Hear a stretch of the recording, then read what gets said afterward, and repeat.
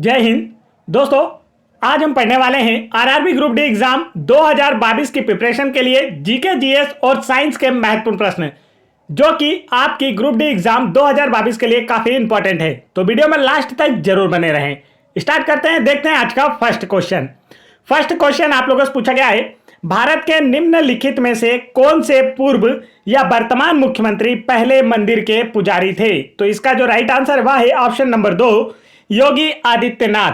योगी आदित्यनाथ वर्तमान में उत्तर प्रदेश राज्य के मुख्यमंत्री हैं जो कि पहले मंदिर के पुजारी थे। तो बाबा योगी आदित्यनाथ का नाम आप लोगों को याद रखना है। कहां के सीएम है ये? उत्तर प्रदेश के। उत्तर प्रदेश की राजधानी क्या है? लखनऊ। आगे बढ़ते हैं नेक्स्ट क्वेश्चन की ओर। नेक्स्ट क्वेश्चन यहां पर पूछा गया था, निम्न में से एक उभयलिंगी पुष्प कौन सा है? तो इसका जो राइट आंसर है वह है ऑप्शन नंबर 3, पपीता जो है एक उभयलिंगी पुष्प होता है। आगे बढ़ते हैं नेक्स्ट क्वेश्चन की ओर। नेक्स्ट क्वेश्चन यहां पर पूछा गया था, निम्नलिखित में से कौन सा घटक एक चालक के प्रतिरोध को प्रभावित नहीं कर सकता है? तो इसका जो राइट आंसर है वह है ऑप्शन नंबर 2, दाब। दाब जो होता है यह किसी चालक के प्रतिरोध को प्रभावित नहीं करता है। दाब चाहे कम हो या ज्यादा हो, इससे चालक के प्रतिरोध पर कोई प्रभाव नहीं पड़ता है। लंबाई, अनुप्रस्थ काट का क्षेत्रफल और पदार्थ की जो प्रकृति होती है यह सभी प्रतिरोध को प्रभावित करते हैं। आगे बढ़ते हैं नेक्स्ट क्वेश्चन की ओर। नेक्स्ट क्वेश्चन यहां पर पूछा गया था, एक निकाय के संवेग में परिवर्तन की दर किसके समानुपाती होती है? तो इसका जो राइट आंसर है वह है ऑप्शन नंबर 2, लागू बल के। एक निकाय के संवेग में परिवर्तन की दर लागू बल के समानुपाती होती है। संवेग वेग तथा द्रव्यमान का गुणनफल होता है। इसका फार्मूला होता है P बराबर से mb। तो यहां पर संवेग क्या है? वेग और द्रव्यमान के गुणनफल के बराबर है।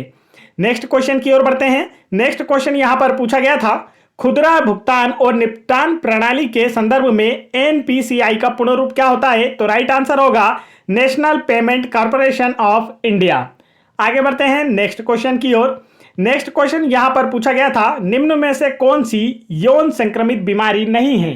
तो इसका जो राइट आंसर है वह है ऑप्शन नंबर 3, कैंडिडाइसिस एक यौन संक्रमित बीमारी नहीं है। इसके अतिरिक्त गोनोरिया, सिफिलिस और मत्स्य और एड्स यह सभी बीमारियां यौन संक्रमित बीमारियां होती हैं। नेक्स्ट क्वेश्चन की ओर बढ़ते हैं।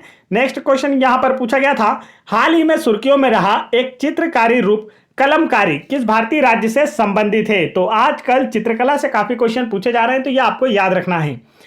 आंध्र प्रदेश राज्य से। करेक्ट आंसर क्या होगा? ऑप्शन नंबर 1, आंध्र प्रदेश राज्य से। हाल ही में सुर्खियों में रहा एक चित्रकारी रूप कलमकारी आंध्र प्रदेश राज्य से संबंधित है। आंध्र प्रदेश की जो राजधानी है वह अमरावती है। नेक्स्ट क्वेश्चन की ओर बढ़ते हैं। नेक्स्ट क्वेश्चन यहां पर पूछा गया था, आंध्र प्रदेश के सीएम का नाम आप लोगों को याद रखना है, काफी इंपॉर्टेंट है क्योंकि आए दिन कोई ना कोई नई योजना, इंपॉर्टेंट योजनाएं जो होती हैं गरीब कल्याण से रिलेटेड या छात्रों से रिलेटेड, वह इनके द्वारा लाई जाती है। नाम है वाई.एस. जगनमोहन रेड्डी। नेक्स्ट क्वेश्चन यहां पर पूछा गया है, खालिस्तान की रासायनिक विशेषताएं एक समान होती है परंतु परमाणु द्रव्यमान भिन्न होते हैं। परमाणु द्रव्यमान किसके भिन्न होते हैं और रासायनिक विशेषताएं एक समान होती है? राइट आंसर होगा ऑप्शन नंबर 2, समस्थानिक। समस्थानिक जो होते हैं या जिन्हें हम आइसोबार्स भी कहते हैं, इनके रासायनिक गुण जो होते हैं एक समान होते हैं परंतु इनके परमाणु द्रव्यमान भिन्न भिन्न होते हैं। समस्थानिक के परमाणु क्रमांक समान तथा परमाणु भार अलग अलग होते हैं। अब देखिए समस्थानिक की अगर बात कर ली जाए तो हाइड्रोजन के 3 समस्थानिक होते हैं। पहला होता है 1H1, दूसरा होता है 1H2, पहले को बोलते हैं प्रोटियम, दूसरे को बोलते हैं ड्यूटेरियम और तीसरा होता है 1H3 जिसे कहते हैं ट्राइट्रियम। तो इनके देखिए परमाणु क्रमांक एक समान है लेकिन परमाणु द्रव्यमान जो है वह भिन्न भिन्न है। नेक्स्ट क्वेश्चन की ओर बढ़ते हैं। नेक्स्ट क्वेश्चन यहां पर पूछा गया था, गांधी जी ने चंपारण नामक एक छोटे से गांव में असहयोग आंदोलन शुरू किया था। चंपारण वर्तमान में कौन से भारतीय राज्य में स्थित है? तो इसका जो राइट आंसर है वह है ऑप्शन नंबर 2, बिहार राज्य में। गांधी जी ने चंपारण नामक एक छोटे से गांव में असहयोग आंदोलन शुरू किया था जो कि वर्तमान में बिहार राज्य में स्थित है। बिहार राज्य की राजधानी है पटना और गांधी जी ने वर्ष 1917 में चंपारण सत्याग्रह किया था। तो यह ऑप्शन में आप लोगों से पूछा जा सकता है कोई नए क्वेश्चन में कि चंपारण सत्याग्रह किस वर्ष हुआ था, तो आंसर याद रखना है वर्ष 1917 में। नेक्स्ट क्वेश्चन यहां पर पूछा गया था, प्रतिध्वनि किस कारण से सुनाई देती है? तो इसका जो राइट आंसर दोस्तों वह है ऑप्शन नंबर 2, ध्वनि तरंगों के परावर्तन की वजह से। प्रतिध्वनि ध्वनि तरंगों के परावर्तन की वजह से सुनाई देती है। प्रतिध्वनि उत्पन्न होने के लिए श्रोता एवं स्रोत के मध्य जो न्यूनतम दूरी है वह 17 मीटर होनी चाहिए। यह क्वेश्चन अक्सर एग्जाम में पूछा जाता है कि जो स्रोत है और जो परावर्तक सतह है प्रतिध्वनि उत्पन्न करने के लिए उन दोनों में कितना डिस्टेंस होना चाहिए, तो आंसर होगा आपका 17 मीटर न्यूनतम। नेक्स्ट क्वेश्चन की ओर बढ़ते हैं। नेक्स्ट क्वेश्चन ध्यान से पढ़ेंगे सभी लोग। नेक्स्ट क्वेश्चन पूछा गया है, सती प्रथा पर प्रतिबंध लगाने के लिए किस वर्ष में अधिनियम पारित किया गया था? तो इसका जो राइट आंसर वह है ऑप्शन नंबर 3, वर्ष 1829 में सती प्रथा पर प्रतिबंध लॉर्ड विलियम बेंटिक के द्वारा लगाया गया था। तो यह नाम भी आप लोगों को याद रखना, आपसे पूछा जा सकता है कि सती प्रथा पर 1829 में रोक लगाने वाले गवर्नर जनरल का नाम बताइए, तो आपका आंसर होगा Lord William Bentinck. Next question की ओर बढ़ते हैं।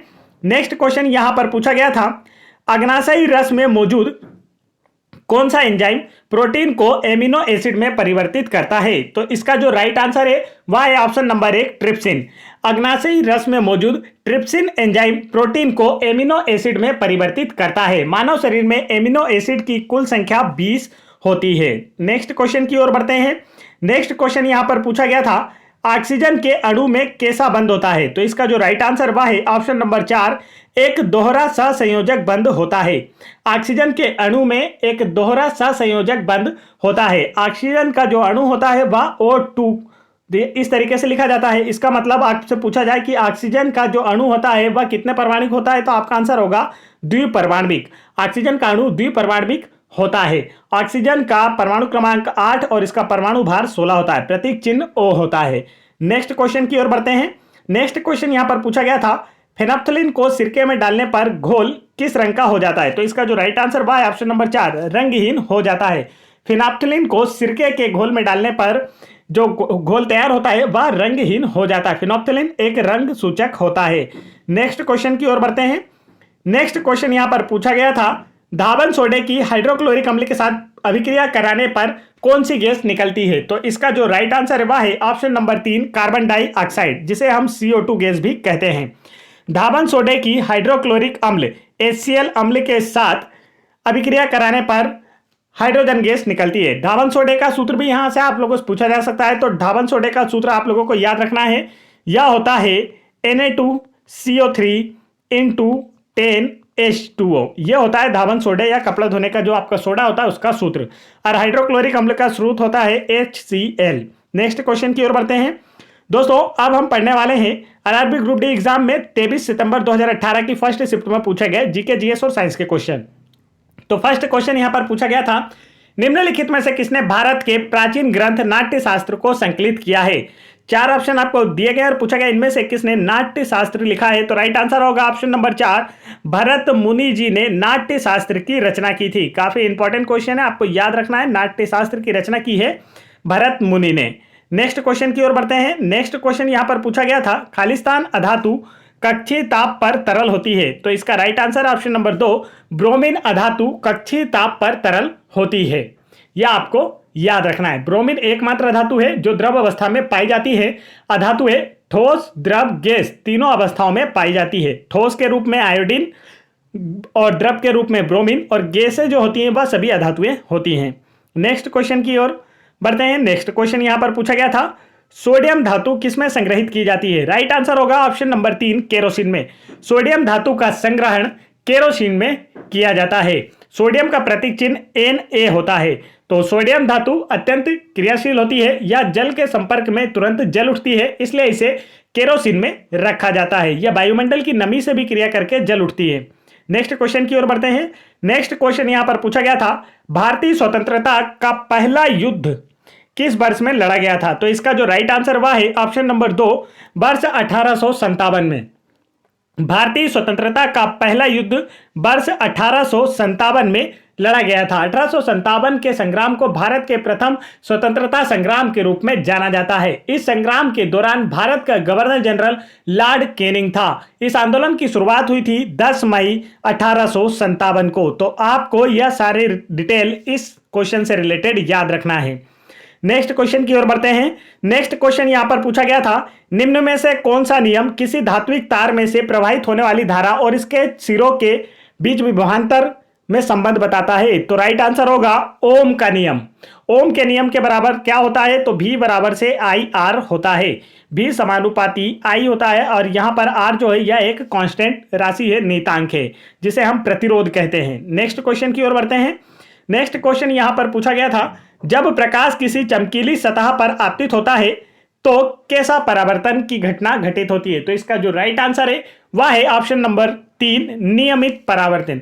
जब प्रकाश किसी चमकीली सतह पर आपतित होता है तो नियमित परावर्तन होता है। जैसे मान लीजिए एक चमकीली सतह है तो प्रकाश इस तरीके से इस पर आएगा और एक रेखा में चला जाएगा, मतलब जितना कोण इधर बनेगा इतना इधर भी बनेगा।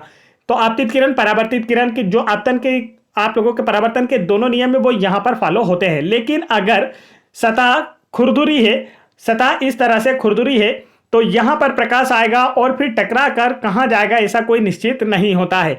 तो इसे विसरित परावर्तन कहते हैं। तो जब प्रकाश का परावर्तन चमकीली सतह से होता है तो उसे नियमित परावर्तन, और जब खुरदुरी सतह से होता है तो उसे क्या कहते हैं, उसे कहते हैं अनियमित परावर्तन या विसरित परावर्तन। नेक्स्ट क्वेश्चन की ओर बढ़ते हैं। नेक्स्ट क्वेश्चन पूछा गया था, निम्नलिखित में से कौन सा पुष्प एक उभयलिंगी है। तो इसका जो राइट आंसर है वह है ऑप्शन नंबर 4, पपीता। पपीता जो है एक उभयलिंगी पुष्प है। नेक्स्ट क्वेश्चन की ओर बढ़ते हैं। नेक्स्ट क्वेश्चन यहां पर पूछा गया था, राणा प्रताप सागर बांध किस नदी पर बनाया गया है। राइट आंसर होगा इसका ऑप्शन नंबर 4, चंबल नदी पर। राणा प्रताप सागर बांध चंबल नदी पर बनाया गया है। चंबल नदी मध्य प्रदेश की दूसरी सबसे लंबी नदी है। इसका उद्गम मध्य प्रदेश के निकट इंदौर शहर के निकट जानापा पहाड़ी से होता है। नेक्स्ट क्वेश्चन की ओर बढ़ते हैं। नेक्स्ट क्वेश्चन यहां पर पूछा गया था, लिथियम, सोडियम और पोटेशियम में क्या समानता है। तो इसका जो राइट आंसर है दोस्तों वह है ऑप्शन नंबर 3, इसके 72 कोष में एक इलेक्ट्रॉन होता है। लिथियम का जो परमाणु क्रमांक होता है ये मैं आपको बता देता हूं 3, सोडियम का परमाणु क्रमांक यह होता है 11 और पोटेशियम का परमाणु क्रमांक होता है 19। तो इनके परमाणु क्रमांक आप लोग याद रखें, एग्जाम में पूछे जा सकते हैं। आप देखिए इनमें समानता क्या है, तो इनके 72 कोष में एक इलेक्ट्रॉन होता है। मैं बताता हूं किस तरीके से। जैसे आप लिथियम का देखेंगे तो ये है 3, तो इसके फर्स्ट स्टैक में 2 और 1, फिर 11 को देखेंगे तो हम 2, 8, 1, और इसी प्रकार से आप लोग पोटेशियम का देखेंगे तो पोटेशियम का 19, 2, 8, 8 और 1। तो 72 कोष में आप लोग देखोगे तीनों में एक समान एक इलेक्ट्रॉन मौजूद है। नेक्स्ट क्वेश्चन की ओर बढ़ते हैं। नेक्स्ट क्वेश्चन यहां पर पूछा गया था, टेस्टस में से कौन सा हार्मोन मुक्त किया जाता है। राइट आंसर होगा ऑप्शन नंबर 4, टेस्टोस्टेरोन। टेस्टस से टेस्टोस्टेरोन नामक हार्मोन मुक्त किया जाता है। यह पुरुषों में लैंगिक गुणों के लिए जिम्मेदार होता है। नेक्स्ट क्वेश्चन की ओर बढ़ते हैं। नेक्स्ट क्वेश्चन यहां पर पूछा गया था, समय के साथ विस्थापन में परिवर्तन की दर को क्या कहा जाता है। तो इसका जो राइट आंसर है वह है ऑप्शन नंबर 3, वेग कहा जाता है। समय के साथ विस्थापन में परिवर्तन की दर को वेग कहा जाता है। वेग एक सदिश राशि है। नेक्स्ट क्वेश्चन की ओर बढ़ते हैं दोस्तों। नेक्स्ट क्वेश्चन यहां पर पूछा गया था, अंतरराष्ट्रीय मुद्रा लेन देन के संदर्भ में IMF का पूर्ण रूप क्या है। तो इसका जो राइट आंसर है वह है option number 2, international monitoring fund. IMF का यहां पर आप लोगों से फुल फॉर्म पूछा गया था। IMF का मुख्यालय न्यूयॉर्क में स्थित है। फुल फॉर्म होता है international monetary fund. Next question की ओर बढ़ते हैं दोस्तों। यदि आपको वीडियो पसंद आ रहा हो तो वीडियो को लाइक करें, और यदि आपने अभी तक चैनल को सब्सक्राइब नहीं किया है या आप चैनल पर पहली बार आए हैं तो चैनल को सब्सक्राइब करके बेल आइकन की बटन जरूर दबा लें। और यदि आप लोगों को फिजिक्स, केमिस्ट्री के सब्जेक्ट के जो न्यूमेरिकल वाले क्वेश्चन होते हैं जो आप लोगों की एग्जाम में पूछे जाते हैं, ग्रुप डी एग्जाम में पूछे जाते हैं, अगर वह देखना है तो आप चैनल की प्लेलिस्ट में जाकर देख सकते हैं, जहां पर आप लोगों को इसकी एक अलग सी प्लेलिस्ट मिल जाएगी और डेली वहां पर आप लोगों के न्यूमेरिकल के क्वेश्चन डाले जा रहे हैं जिससे आपकी प्रिपरेशन बेहतर हो पाए। तो प्लेलिस्ट जरूर चेक करें ताकि आप लोगों को ग्रुप डी से related GK, GS, current affair, static GK से रिलेटेड वीडियो मिल सके और आपकी तैयारी बेहतर हो सके। नेक्स्ट क्वेश्चन है, शिवाजी का जन्म इनमें से किस जिले में हुआ था। तो इसका जो राइट आंसर है वह है ऑप्शन नंबर 4, सिवनेर। शिवाजी का जन्म सिवनेर किले में हुआ था। यहां पर किले में पूछा गया है तो सिवनेर के किले में हुआ था। शिवाजी के पिता का नाम शाहजी भोसले था तथा माता का नाम जीजाबाई भोसले था। शिवाजी मराठा साम्राज्य के संस्थापक थे और शिवाजी के भाई का नाम संभाजी था। तो यह सारी जानकारी आपको इनसे रिलेटेड याद रखना है। नेक्स्ट क्वेश्चन की ओर बढ़ते हैं। नेक्स्ट क्वेश्चन यहां पर पूछा गया था, जल के कितने अणु कॉपर सल्फेट के एक अणु में उपस्थित होते हैं। तो इसका जो राइट आंसर है वह है ऑप्शन नंबर 1, 5। कॉपर सल्फेट का सूत्र होता है CuSO4 इंटू 5H2O। तो यहां पर पूछा गया जल के कितने अणु यहां पर होते हैं, तो ये देखिए इसके साथ में जल के साथ में कितने का मल्टीप्लाई, 5 का। तो जल के 5 अणु कॉपर सल्फेट में उपस्थित होते हैं। नेक्स्ट क्वेश्चन की ओर बढ़ते हैं। नेक्स्ट क्वेश्चन यहां पर पूछा गया था, कान के अंदर कंपन 3 हड्डियों द्वारा प्रवर्धित होता है, और यह 3 हड्डी कौन कौन सी है? तो राइट आंसर होगा ऑप्शन नंबर 3, हेमर, एनबिल और स्टेरप। कान के अंदर कंपन 3 हड्डियों हेमर, एनबिल और स्टेरप द्वारा प्रवर्धित होता है। अब कान की बात की गई है तो कान में कितनी हड्डियां पाई जाती है आपसे पूछ लिया जाए तो 3, तीनों के नाम यहां पर दे रखे हैं, और शरीर की सबसे छोटी हड्डी स्टेपिज भी यहां हमारे कान में ही पाई जाती है। नेक्स्ट क्वेश्चन की ओर बढ़ते हैं। नेक्स्ट क्वेश्चन यहां पर पूछा गया था, वाशिंग सोडा के एक अणु में जल के कितने अणु उपस्थित होते हैं? तो अभी मैंने आप लोगों को वाशिंग सोडा का सूत्र बताया था, तो यह फॉर्मूला होता है Na2CO3 इंटू 10H2O। तो यहां पर पूछा गया जल के कितने अणु होते हैं, तो जल होता है H2 और इसके कितने अणु हैं यहां पर? 10। तो राइट आंसर होगा ऑप्शन नंबर 1। आगे बढ़ते हैं, और वाशिंग सोडा को धावन सोडा के नाम से भी जाना जाता है। नेक्स्ट क्वेश्चन यहां पर पूछा गया था, निम्नलिखित में से कौन सा गुण जो गुण है या द्विबीजपत्री पौधों का एक गुण नहीं है? तो राइट आंसर होगा रेशेदार जड़ें। रेशेदार जड़ें जो है या एक बीजपत्री पौधों में पाई जाती है। एक बीजपत्री पौधों के उदाहरण जैसे कि गेहूं और चावल, इनमें रेशेदार जड़ें पाई जाती होगी। आपने गेहूं और चावल दोनों का पौधा देखा होगा, इनमें रेशेदार जड़ें पाई जाती है और ये एक बीजपत्री होते हैं। द्विबीजपत्री में मूसलाधार जड़ें पाई जाती है, जैसे कि नीम, चना, यह सभी क्या होते हैं, और दाल या आपकी अरहर की दाल, ये सभी होते हैं द्विबीजपत्री, और इनकी जड़ जो होती है वह मूसलाधार होती है। नेक्स्ट क्वेश्चन देखते हैं, गति का द्वितीय समीकरण किनके बीच संबंध दर्शाता है? तो आंसर होगा स्थिति और समय के बीच। गति का दूसरा समीकरण वह है एस बराबर से ut प्लस हाफ AT का स्क्वायर। अब AT से यहाँ पर टाइमिंग और एस से यहाँ पर दूरी, तो स्थिति और समय दोनों में संबंध दर्शाता है गति का द्वितीय समीकरण। नेक्स्ट क्वेश्चन की ओर बढ़ते हैं दोस्तों। अब हम पढ़ने वाले हैं 23 सितंबर 2018 की सेकंड शिफ्ट में पूछे गए जीके, जीएस और साइंस के क्वेश्चन। तो यहां पर नेक्स्ट क्वेश्चन है, निम्नलिखित 3 तत्वों में से किसका सबसे बाहरी सेल भरा है? 4 ऑप्शन आपको दिए गए हैं और इसी में से आप लोगों को राइट आंसर करके बताना है। तो इसका जो राइट आंसर है दोस्तों वह है ऑप्शन नंबर 1, हीलियम, नियान और आर्गन। या तीनों ही अक्रिय गैसें, निष्क्रिय गैसें या नोबल गैसें, इन तीनों ही नाम से इन्हें जाना जाता है, और इनका बाहरी कोष पूर्ण होता है या किसी भी प्रकार की अभिक्रिया में भाग नहीं लेती, इसलिए इन्हें निष्क्रिय गैसें, अक्रिय गैसें या नोबल गैस कहा जाता है। आगे बढ़ते हैं नेक्स्ट क्वेश्चन की ओर। नेक्स्ट क्वेश्चन यहां पर पूछा गया था, ऊर्ध्वपातन क्या है? तो इसका जो राइट आंसर है वह है ऑप्शन नंबर 1, यदि किसी ठोस के वाष्प में रूपांतरित होने की प्रक्रिया है। ऊर्ध्वपातन क्या होती है? जैसे कि आप किसी ठोस को जलाते हैं तो वह सीधे वाष्प में परिवर्तित हो जाता है, जल में परिवर्तित ना होकर किस में हो जाता है? वाष्प में। जैसे हम अगर आप बर्फ को उष्मा देंगे या बर्फ को जलाने की कोशिश करेंगे तो वह पहले क्या होगा? द्रव, पानी में बदलेगा, फिर गैस में बदलेगा। लेकिन यदि आप कपूर को जलाएं तो वह ठोस से सीधे गैस में परिवर्तित हो जाता है। तो यह क्या होती है? ऊर्ध्वपातन की अभिक्रिया में होता है। नेक्स्ट क्वेश्चन की ओर बढ़ते हैं। नेक्स्ट क्वेश्चन यहां पर पूछा गया है, खालिस्तान को विद्युत परिपथ में समांतर क्रम में जोड़ा जाता है। तो राइट आंसर होगा ऑप्शन नंबर 2, वोल्ट मीटर को विद्युत परिपथ में समांतर क्रम में जोड़ा जाता है। तो यह आपको अच्छे से याद होना चाहिए। चलिए आगे बढ़ते हैं नेक्स्ट क्वेश्चन की ओर। परिपथ जो वोल्ट मीटर होता है यह परिपथ में वोल्टेज मापने के काम आता है। नेक्स्ट क्वेश्चन की ओर बढ़ते हैं। नेक्स्ट क्वेश्चन यहां पर पूछा गया था, किसने अपनी आवर्त तालिका में अंतरालों के आधार पर अभी कुछ और खोजे जाने वाले तत्वों के अस्तित्व की भविष्यवाणी की थी? तो इसका जो राइट आंसर है वह है ऑप्शन नंबर 4, मेंडलिफ ने। मेंडलिफ ने जब अपनी आवर्त सारणी बनाई तो उन्होंने अपने आवर्त सारणी में कुछ डब्बे खाली रखे या कुछ स्थानों को खाली रखा था जो कि भविष्य में खोजे जाने वाले तत्वों के लिए रखे गए थे। तो भविष्य में खोजे जाने वाले तत्वों की भविष्यवाणी की थी मेंडलिफ ने। मेंडलिफ ने अपनी आवर्त सारणी में जब यह आवर्त सारणी बनकर तैयार हुई थी तब तक खोजे गए 63 तत्वों को रखा था। ठीक है, आगे बढ़ते हैं नेक्स्ट क्वेश्चन की ओर। और मेंडलिफ की आवर्त सारणी जो है यह परमाणु द्रव्यमान पर आधारित थी। तो यह क्वेश्चन भी आप लोगों से पूछा जाता है, आप लोग इसका भी सही जवाब देंगे। या और वर्तमान की अगर बात कर ली जाए तो वर्तमान जो आधुनिक आवर्त सारणी है यह परमाणु क्रमांक पर आधारित है जो कि मोसले के द्वारा तैयार की गई है। नेक्स्ट क्वेश्चन यहां पर पूछा गया था, एल्काइन का रासायनिक सूत्र क्या है? राइट आंसर होगा ऑप्शन नंबर 2, CnH2n-2। एल्काइन का क्या होता है? रासायनिक सूत्र होता है। और यदि आप लोगों से एल्केन का पूछ लिया जाए तो ये तो हो गया आपका एल्काइन का। अगर आपसे पूछा जाए एल्केन का सूत्र क्या होता है, तो आप एल्केन का सूत्र लिखेंगे CnH2n+2। CnH2n+2 ये होता है एल्केन का। और एल्केन का पूछ लिया जाए तो क्या होता है, वह होता है CnH2n, ना तो प्लस ना तो माइनस। आगे बढ़ते हैं नेक्स्ट क्वेश्चन की ओर। नेक्स्ट क्वेश्चन यहां पर पूछा गया था, पाकिस्तान की पहली महिला मुख्य न्यायाधीश के रूप में किसे नियुक्त किया गया है। तो इसका जो राइट आंसर है वह है ऑप्शन नंबर 4, सईदा ताहिरा सफदर।